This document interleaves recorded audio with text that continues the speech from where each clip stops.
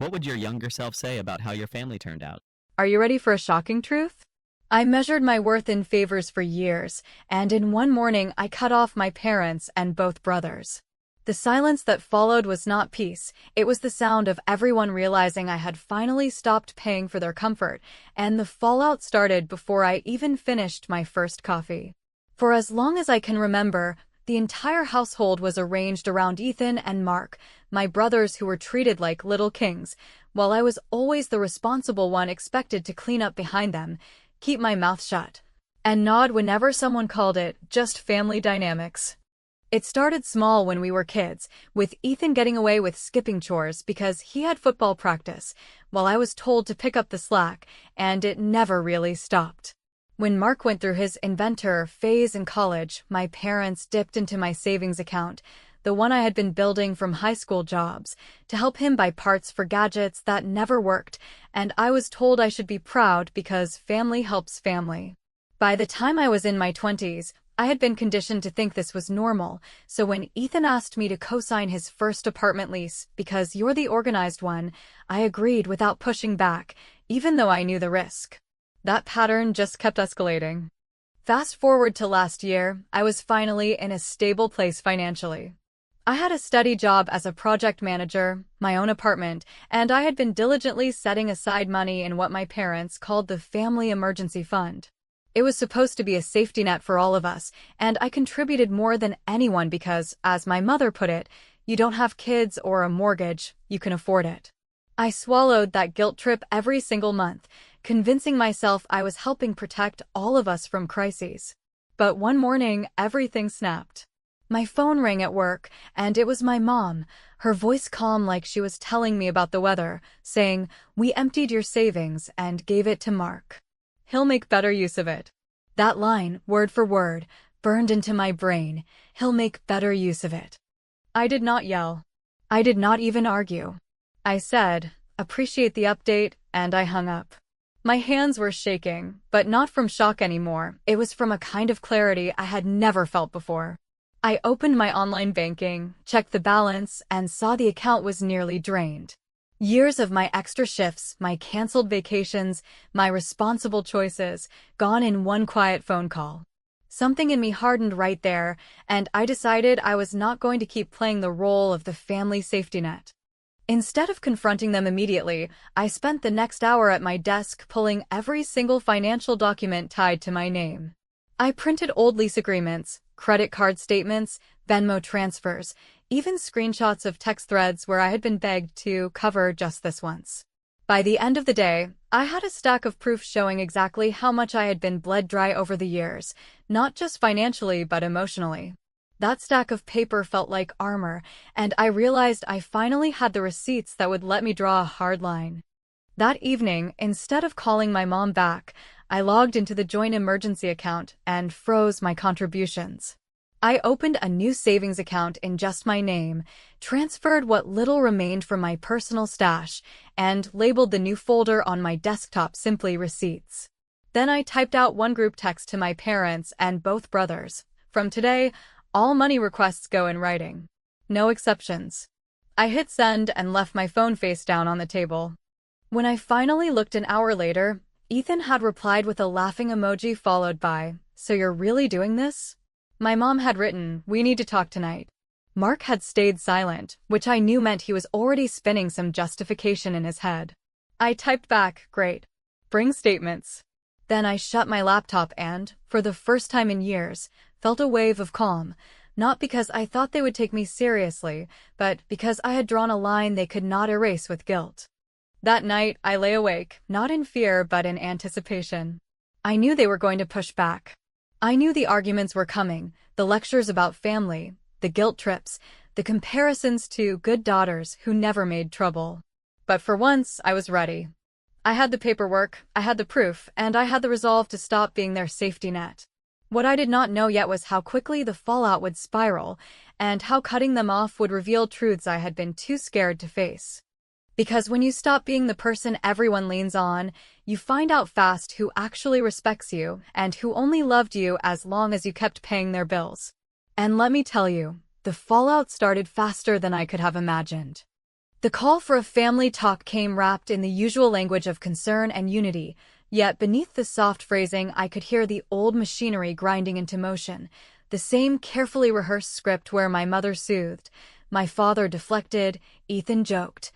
and Mark flattered, and I played the role of the reasonable adult who absorbed tension like a sponge and turned it into money, time, and apologies. So when I walked into my parents' living room and saw the neatly stacked mail on the coffee table and the expectant faces arranged like a panel of judges waiting for a confession, I decided that if they wanted a meeting, they were going to get one, but it would be conducted in daylight with real numbers, real dates, and real boundaries instead of the vague appeals to family loyalty that always seemed to function like a vacuum pointed at my life. My mother began with the line she always used when she sensed resistance, a soft reminder that this is about love and helping each other get ahead, and she said that Mark's opportunity could lift everyone if we stayed positive and stopped focusing on petty accounting, which was an interesting way to describe the years of transfers and rescues and cosigns that never flowed in my direction. And while she spoke, my father nodded and added that he hated to see conflict over money when the holidays were around the corner, and Ethan, reclining like a spectator who knows the ending, tossed out a joke about me being the finance department of the family. And all of it might have worked on the previous version of me who came prepared to smooth everything over, but that person had been retired the moment my mother announced that my savings were empty because my brothers made better use of them. I kept my voice steady and told them I wanted to do a simple exercise that would take 10 minutes and settle the question of fairness before we drifted into feelings, and I suggested we make 2 columns on the notepad, times I covered any of them, and times they covered me, and we would stick to verifiable events we could date, not impressions or stories, and then I placed on the table a slim folder with printouts of bank transfers, Venmo screenshots, lease pages, and text messages in which I was asked to float this for a week or be a team player this one time, which, when you line them up, read like a biography of a person who learned to disappear for the sake of peace. The room changed temperature. My mother glanced at my father, who looked down at his hands and said that families cannot be measured like spreadsheets, and that in his day you just did what needed doing, and he did not want to be in the middle, which was his favorite place to be while standing squarely on one side, and Ethan muttered that this was getting dramatic, and Mark, all wounded innocence, asked if I was really going to nickel and dime my own blood after everything he had sacrificed to chase something that would benefit us all, and I replied that if the money was truly shared then we could surely track where it went, when it went, and under what promise it left, and if promises had changed names after the fact from loans to gifts, then that was a separate conversation we could put in writing. We lasted maybe 15 minutes before the talking in circles began to congeal into the familiar fog where nothing is decided and everything is postponed until the responsible person caves, and that was my cue to end the performance. So I pushed back my chair and said, calmly, that I would no longer provide verbal agreements or emergency fixes, that any requests should be submitted in writing with specifics and timelines, that I would not co-sign, front, float, or rescue, that I would not drive across town to solve preventable problems, and that I wished them all well in planning whatever came next without assuming my invisible labor as the floor beneath their feet. And then I gathered my folder and stood up while my mother protested that I was overreacting, and my father asked where I was going, and Ethan said I was making this weird, and Mark, who had said the least, just watched with that calculating look he gets when he is trying to find the angle. I went home and, while the echoes of the living room faded, I opened my laptop and wrote the only message I was willing to send, a short email addressed to my parents and both brothers with the subject line boundaries, effective immediately, in which I laid out in plain language what I had already said aloud, that future requests needed to arrive by email, that I would not remake the past, that I was removing myself from any informal or formal arrangements where my name had been leveraged without explicit consent, and that I would be documenting every interaction for clarity, and I sent it from my work account as well and CC'd myself to ensure a time-stamped copy lived where no one could claim it never happened. Then I logged into the tenant portal for Ethan's old building and, with the release clause I had asked for back when I first caved to the guarantor favor pulled up on my screen, I submitted the formal notice that I would not be guaranteeing the renewal and provided the landlord with the required documentation, and when the confirmation email arrived, I felt a click inside me like a lock finally sliding into place.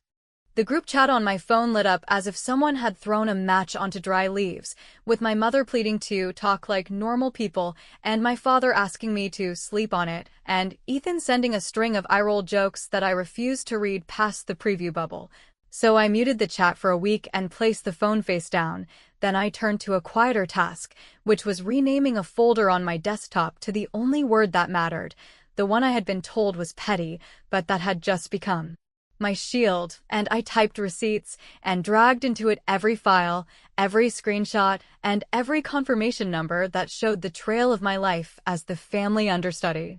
Before bed, I thought about the years of dinners where I stayed late to clean while the boys disappeared, about the loan that became a gift the minute it was inconvenient, about the way gratitude in that house arrived in the same tone as a bill past due. And I realized the most radical thing I had done all day was not the email, or the guarantor release, or the folder. It was the decision to remove myself from the role that justified everyone else's ease. Because once you step out of a script written for you before you knew how to read it, the entire stage looks different, and people either speak to you like a person or they speak to the idea of you they built to keep their comforts intact. In the morning, as if on cue, the first sign of fallout crawled across the internet in the form of Mark's vague post about people who forget where they came from and sabotage family to look successful. The kind of message designed to recruit sympathy from distant relatives and old classmates who see a headline and fill in the rest, and a few minutes later a private message from him landed in my inbox promising that I would be sorry when this all blows up, which I read exactly once before. Closing the app, taking a breath that felt like a clean room after a storm, and opening my folder to make sure the newest screenshots were saved. Because there is a special kind of calm that arrives when you stop trying to win arguments with people who depend on your confusion, and you start keeping records instead. The next day arrived with the quiet intensity of a storm that had been building unnoticed in the air, and when I walked into my office, the first thing I noticed was the absence of the familiar weight of emails from my mother and brothers. As if the universe itself had decided to give me a moment of clarity before the inevitable pushback began, and I realized that the folder I had created the night before was not just a collection of receipts and screenshots, but a map of my own resilience, a tangible record of the years I had spent being the unseen, unpaid, and unacknowledged pillar of a family that operated on the assumption that my resources and patience were infinite, and in that moment, sitting behind my desk and watching the sun angle into the office just enough to light up the stacks of papers, I understood that this was not about money alone, but about the recognition of boundaries that had never before been respected, and the way those boundaries would reshape every interaction from now on. By late morning, the first ripple reached me in the form of a phone call from my mother. Her tone softened, rehearsed, like a pianist trying to hit the right notes on an instrument they no longer practiced, and she asked if we could just talk, framing it in the language of care and concern while carefully omitting the part where she had already made the decisions that affected my life without consulting me, and I let her speak, counting the words, the pauses, the subtle appeals to guilt and shared history, and when her turn came to breathe, I responded with measured calm, acknowledging her concern but refusing to negotiate the principles I had laid down. Because I realized that any concession made in the heat of emotional manipulation would not only undermine my position, but would also reinforce the pattern that had left me depleted for so long. The conversation turned inevitably to Ethan, who had been expecting my compliance to the habitual requests for financial support and logistics management, and I listened as he tried to frame his need as urgency. As if the world would crumble the moment I refused to front a payment or co-sign a document, and while he spoke, I kept my own tone steady, explaining that I had compiled all relevant transactions and dates, and that any further support would need to be formalized and documented, leaving no room for reinterpretation, because I had learned over countless years that good intentions, in the absence of records, become liabilities that others are happy to reinterpret to their advantage, and that my acquiescence had always been recast as complicity in their convenience rather than generosity or family loyalty. By the afternoon, the pattern of subtle resistance emerged in Mark's messaging, a combination of passive-aggressive commentary on social media and private messages hinting at consequences, and while the impulse to react immediately flared, I reminded myself that the real power lay not in confrontation, but in demonstration of consistency and detachment, and so I continued with my work, organizing client files, responding to business emails, and structuring my day around tasks that had tangible outcomes rather than emotional currency, and I noticed a sense of lightness, almost vertiginous, because for the first time, my energy was not being siphoned by invisible obligations and unspoken expectations. And I understood that detachment was not a withdrawal from care, but a reclamation of personal authority. Later that evening, I revisited the folder on my laptop, refining its contents, annotating key interactions, and creating a chronological sequence that could withstand scrutiny or doubt, because in the world of family entanglements, ambiguity was a weapon, and clarity was my defense, and I realized that by compiling this evidence, I was not preparing for a confrontation, but for a life that acknowledged me as a participant with agency rather than a resource to be tapped at convenience, and as I worked, I felt a mixture of relief and tension, the kind that comes from finally drawing a line in the sand, knowing it will be tested, but also knowing that every test will now encounter an unyielding structure. By nightfall, the first tangible consequence arrived in the form of a returned email from the landlord confirming the non-renewal of Ethan's guarantor status, and the relief was immediate and paradoxical, because it meant that my stance was not merely symbolic but operative, creating ripples that the family could not ignore, and I felt the subtle thrill of empowerment mixed with the awareness that this was only the beginning, that boundaries, once drawn, required ongoing vigilance, and that my capacity to maintain them would define the terms of all interactions moving forward, and in the quiet of my apartment, as I closed the laptop and let the city noises filter through the window, I recognized that what I had accomplished was not a punitive measure, but a restoration of agency, a reclamation of the life and energy that had been silently seeded, and that the next days would reveal not just reactions, but the measure of my own endurance and clarity, because power in any relationship is rarely contested openly, but is constantly tested through the slow, persistent pressures of expectation, habit, and assumption, and I had finally prepared myself to respond with unwavering precision rather than reactive emotion. The final note of the day came in the form of silence, the kind that arrives after a storm when the air is charged and expectant, and I understood that while the family would adapt, protest, or maneuver, the precedent had been set. The record had been established, and the delineation of my life, finances, and energy from theirs had been made explicit, and as I sat back, allowing a long, steady breath to expand my chest, I realized that this was the first night in a long time where my rest would not be interrupted by the imagined emergencies of others, and that the peace I felt was not a gift from them, nor a reward for patience, but the natural result of claiming authority over my own decisions, my own resources, and my own sense of justice. And in that realization, I found a quiet exhilaration that no conversation, message, or objection could diminish.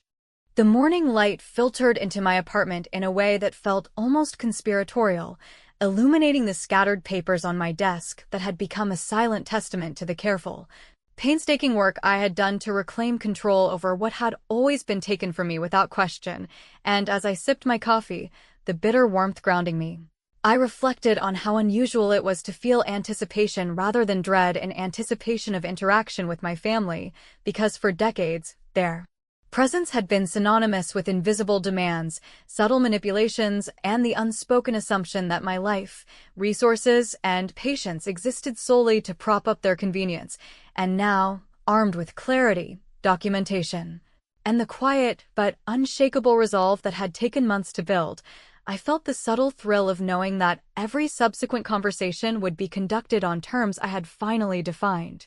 By mid-morning, My inbox began to populate with the inevitable flurry of messages that carried the faint, familiar odor of entitlement disguised as concern, and while the initial impulse might have been to react, I forced myself to read each carefully, noting the tone, the choice of words, and the attempts to provoke guilt or hesitation, because I had learned that the true measure of change was not in the absence of requests, but in the ability to respond consistently, deliberately, and without the weight of automatic acquiescence that had characterized so many years of interaction, and so I replied to each with precise, unemotional language that acknowledged the receipt of information without conceding authority,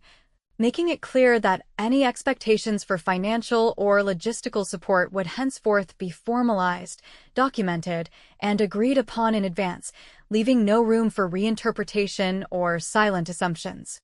Ethan, predictably, was the first to escalate, sending a series of messages in which he framed his need as urgent, dramatic, and entirely reasonable in his own eyes, painting scenarios that implied disaster should I not immediately comply, and yet, as I read through his carefully constructed narrative, I could not help but feel a quiet satisfaction, because this time I was not flustered, swayed, or emotionally hijacked. I was fully aware that urgency is often a tactic that dramatized necessity is rarely genuine, and that by maintaining an even, unwavering tone, I could reshape the dynamic that had always allowed his convenience to dictate my actions, and in responding with measured calm, outlining precisely what steps would be taken, under what conditions, and with what documentation. I noticed the subtle shift, the immediate hesitation, the pause, the realization that the easy path had been removed and that the habitual leverage no longer existed.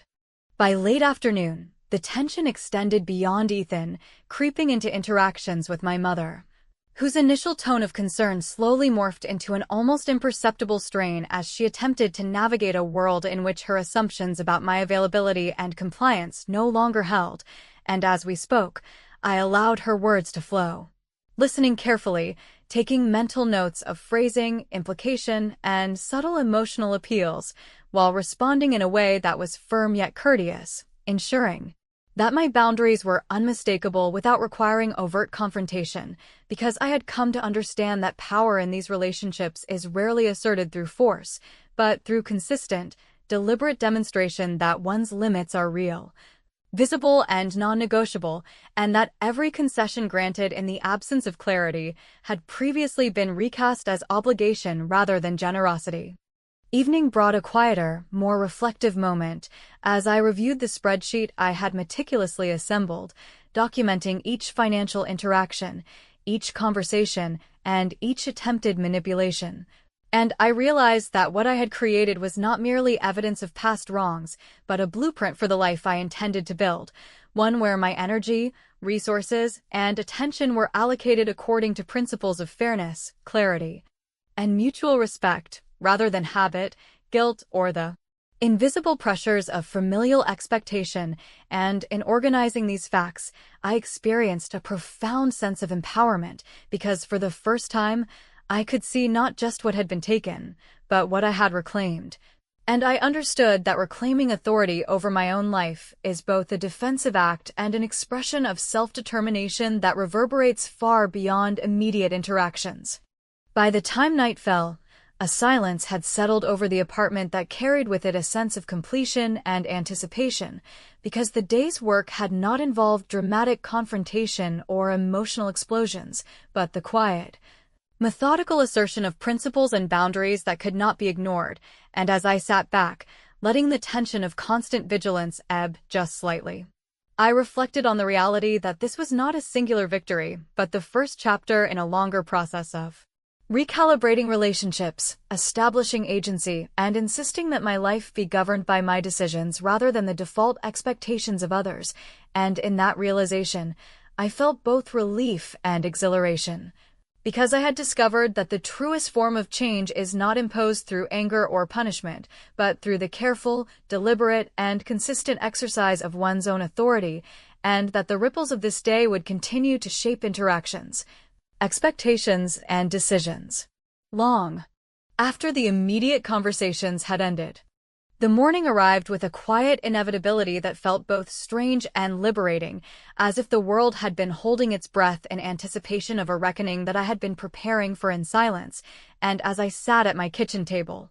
surrounded by the carefully organized paperwork, spreadsheets, and contracts that represented months of meticulous planning, I realized that the power to control the narrative, to reclaim agency over my life, and to redefine my relationships had shifted entirely into my hands, a fact that filled me with a mixture of solemn satisfaction and quiet exhilaration, because after decades of compromise, manipulation, and silent acquiescence, I had finally created a framework in which my decisions, priorities, and resources were not subject to the unspoken expectations of my family, and the weight of that realization was both tangible and liberating. By mid-morning, I had initiated the series of communications that would serve as the culmination of this process, carefully drafting messages and making calls that outlined, in unambiguous terms, what I was willing to provide, under what circumstances, and with what explicit documentation, knowing that clarity and consistency were my most powerful tools in ensuring that past patterns of entitlement and presumption would not reemerge. And as each conversation unfolded, I felt the subtle yet unmistakable tremor of disbelief, hesitation, and recalibration on the other end of the line, because the familiar levers of guilt, urgency, and emotional coercion that had always allowed them to bend my decisions had been removed entirely, replaced instead by firm, precise, and uncompromising boundaries that left no room for reinterpretation. And for the first time, I noticed the discomfort, the uncertainty, and even the fear in their voices, a stark contrast to the casual authority they had previously wielded. Ethan, in particular, struggled to adapt to the new reality, his words laced with incredulity and thinly veiled frustration as he attempted to negotiate, cajole, and provoke the familiar emotional response he had always relied upon. But I responded with measured calm, systematically dismantling each attempt with clear reference to agreements, documentation, and expectations that I had established in advance, and I found a profound satisfaction in observing the subtle, involuntary adjustments he made in tone, pacing, and content as he confronted the fact that the easy path had been removed and that habitual manipulation no longer yielded the results it once had. Because what had previously been a dynamic of automatic deference had now transformed into one of deliberate, conscious engagement where I defined the terms and they were forced to navigate within the boundaries I had set. By afternoon, the conversation had expanded beyond immediate financial and logistical matters, extending into the broader dynamics of familial relationships that had always been weighted by assumption, expectation, and unspoken hierarchies. And I realized that the careful structure I had implemented not only prevented future exploitation, but also created a new environment in which respect, reciprocity, and transparency became the default mode of interaction. Because when every expectation is explicitly stated, every obligation documented, and every communication intentional, the dynamics of power and control are no longer dictated by habit or history, but by the conscious, deliberate choices of the individual who understands the value of agency. And as I spoke with my mother, father, and siblings, I sensed the subtle shift, their voices tentative, their assumptions questioned, their confidence in manipulation undermined, revealing that the principles I had enforced were effective not merely in theory but in practice, and that the long-standing imbalance had finally been corrected. Evening brought a reflective calm, a moment to step back from the immediate flurry of negotiations, clarifications, and boundary setting to consider the larger impact of the day. And as I reviewed the documents, messages, and recorded confirmations, I understood that what I had accomplished was more than the recovery of financial resources or the assertion of immediate authority. It was the creation of a sustainable framework in which my life, priorities, and decisions would remain under my control, shielded from the casual, unexamined claims of others. And in that realization, I experienced a profound sense of closure, not because the relationships were flawless or unchallenging, but because I had demonstrated, irrevocably, that my agency could not be overridden, that my boundaries were non-negotiable, and that the respect I had long sought would now be exacted through consistency, clarity, and unwavering adherence to principles that I had established through careful planning, strategic execution, and relentless determination. As night fell, I allowed myself a quiet moment of satisfaction, recognizing that the shift I had engineered was not a temporary victory, but a foundational change, one that would continue to influence every interaction, expectation, and decision in my life moving forward, because the clarity, authority, and agency I had asserted were not contingent on others' compliance, but on my own commitment to enforce the standards I had defined, and in that quiet reflection, I felt the depth of empowerment.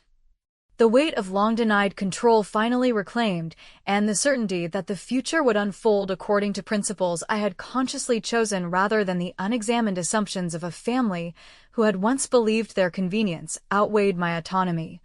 And in that moment, I understood that the work, patience, and strategy of the preceding months had culminated not just in practical results, but in a profound redefinition of who I was, what I would accept, and how I would navigate the